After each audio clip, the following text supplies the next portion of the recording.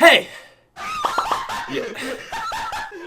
Don't ask. So with the release of the Season 6 Battle Pass last Thursday, I thought what would be kind of a cool video to do that I've never done before is rank every single Battle Pass from worst to best. So how this video is going to work is we're going to be looking at the skins and the rest of the cosmetics that are in each Battle Pass and essentially ranking them off of that. Since outfits are such a big player of the Battle Passes, we'll be mainly looking at those, but also looking at back blings and all kinds of different things that were added in and giving them bonus points if you know, they were the innovating thing of that Battle Pass. And yeah, that's gonna be the video for today. So before we do get into it, if you guys could please subscribe, that would be most appreciated. If you're already subscribed, leave a like and let's do this. All right, so coming in at our number 6 spot. Yeah, you thought we were only gonna look at 5 Battle Passes. No, we're gonna include all 6 seasons, and coming in at our lowest spot is Season 1. So while Season 1 technically didn't have a Battle Pass, it did have a seasonal shop, which basically served as the basis and kind of the foundation for what would later go on to be called the Battle Pass. Now,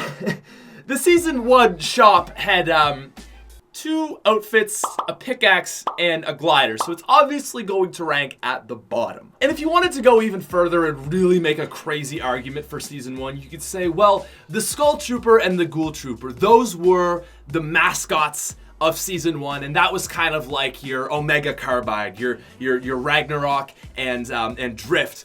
But even if you want to make that crazy leap, which I don't think is fair to make, there's no denying that Season 1 was the worst season as far as skins go. Instead of buying an entire Battle Pass with all sorts of skins, you had to basically level up and then it would unlock the feature to purchase that skin, and it was basically just the normal price, really, of any skin that you would see in the store now. So with all that being said, the non-existent Season 1 Battle Pass comes in at number 6. All right, now coming in at our number 5 spot, and this is actually going to serve as the worst real Battle Pass, I'm gonna actually give this to Season 4. Now, I had an idea of how this video was gonna go in my mind before I made the list, and then I went through every single Battle Pass, and I very quickly came to the conclusion that the Season 4 Battle Pass is not impressive. Not counting Season 1, the Season 4 Battle Pass easily has the worst skins of any season. You saw the introduction of some unique gliders, so that is one thing I will give them. But really, the outfits of that season were very subpar. You had 2 military commander guys, the squad leader and Battlehawk. You had what was her name?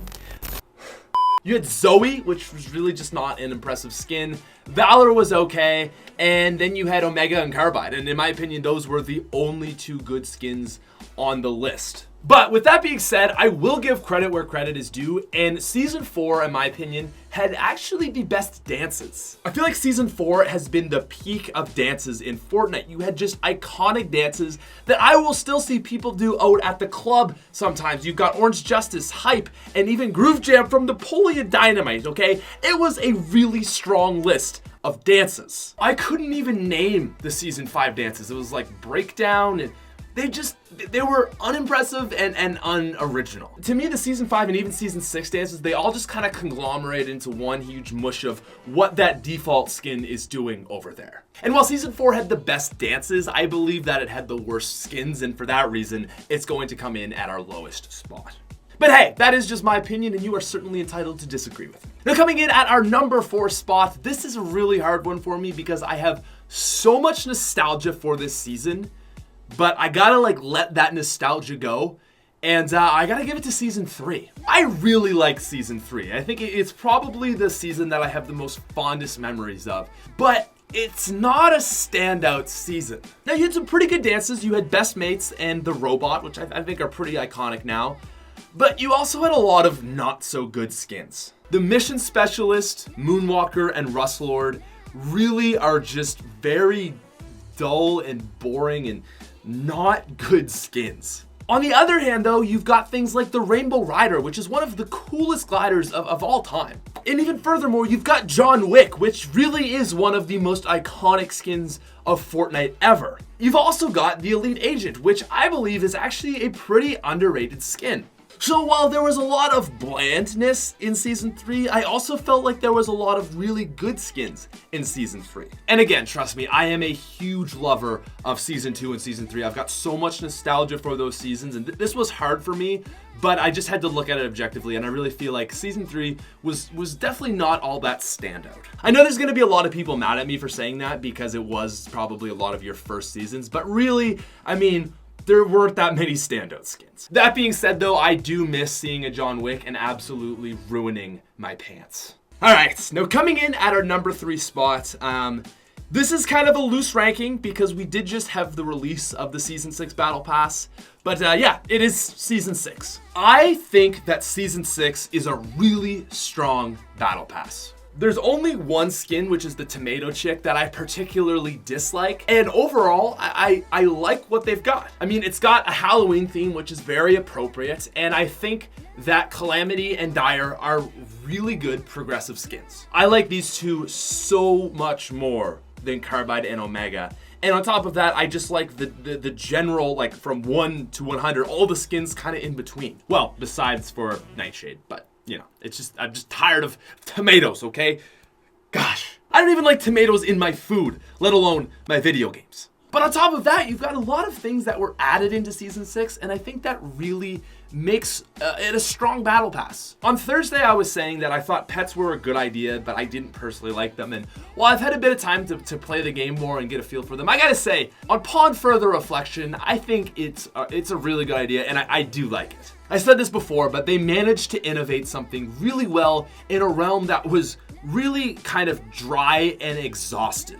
And on top of that, they've got some very unique backblings. So while Season 6 is not my favorite set of Battle Pass skins and cosmetics in general, in a universe where Epic is probably, you know, they've got a lot less ideas than they used to. They've exhausted their list, I'm sure. It's a very innovative season, and I think they did a really good job. Now, coming in at our number 2 spot, I think this is also going to surprise a lot of people because there was a lot of negative perception around this season, but it is in fact Season 5. The thing with Season 5 that I think really makes it a standout season is it didn't really do anything wrong. There's hardly anything of the Season 5 Battle Pass that I look at and think, that was just awful. There's no Battle Hawk or Mission Specialist of Season 5.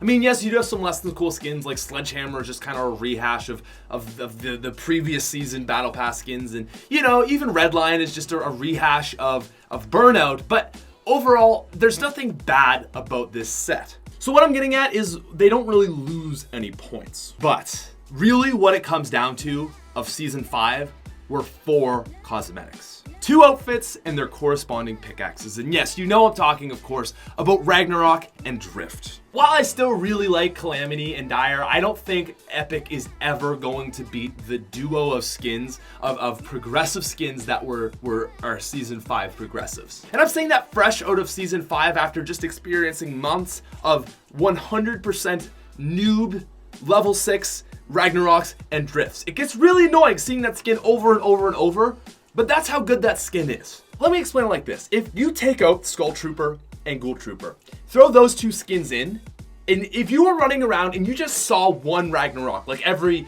blue moon, you would have a mountain of poop at your computer. Your chair would be really gross because that is a terrifying skin, and it got kind of ruined because so many people have it. But ultimately, they're amazing skins, and the pickaxes, from the start of Season 2 to the end of Season 4, I used nothing but the plunger because I just simply didn't like anything else. There was nothing that came along that I said, you know, this is better, okay? I don't really care all that much about having a cool pickaxe. It's always just been like, this is what I'm used to, so this is what I'm gonna run. But then we Rift and Permafrost, and I would say best 2 pickaxes we've ever seen. So while Season 5 probably feels very stale to us, I would argue that in a year we're going to look back and say, wow, that was a season of some phenomenal skins. So we're down to our number 1 spot, and you know what it is. Ladies and gentlemen, in my humble opinion, I believe that the Season 2 Battle Pass, I will still argue to this day that Season 2 is the best Battle Pass we have ever got. So at that time, you really got to think where Epic was at, because they were in this place of, it is time to innovate the balls out of cosmetic items, make the Battle Pass as great as it can be, and they rose to the potential. And again, maybe it's a little bit unfair because I am basing some of this off of innovation, but you really got to think, where they were at. Season 3 could have introduced a whole bunch of new stuff. We saw backblings, but that was it.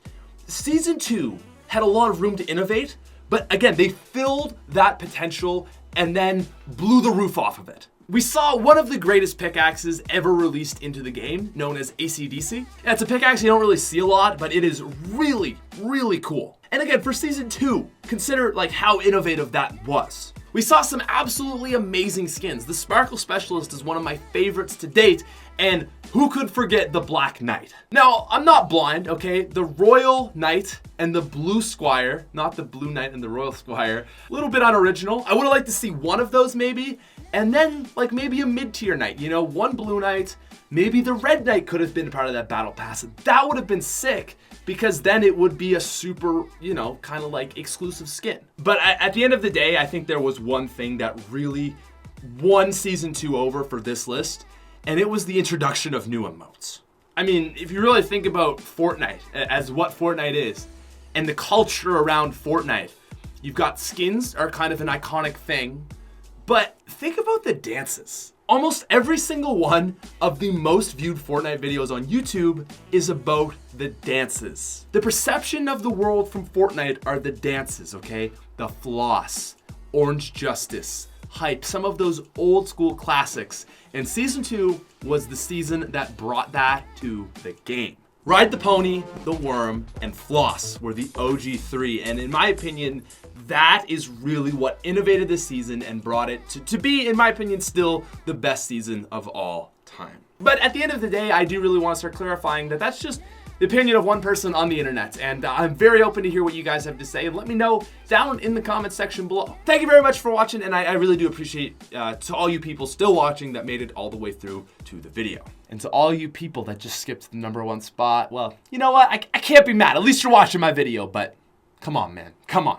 Anyways, if you guys did enjoy it and new to the channel, always make sure to subscribe. Again, if you're still here, maybe I earned your like, and I think that'll be it. Farewell. That was a really weird thing to say. That did not come out as funny as I thought. Bye.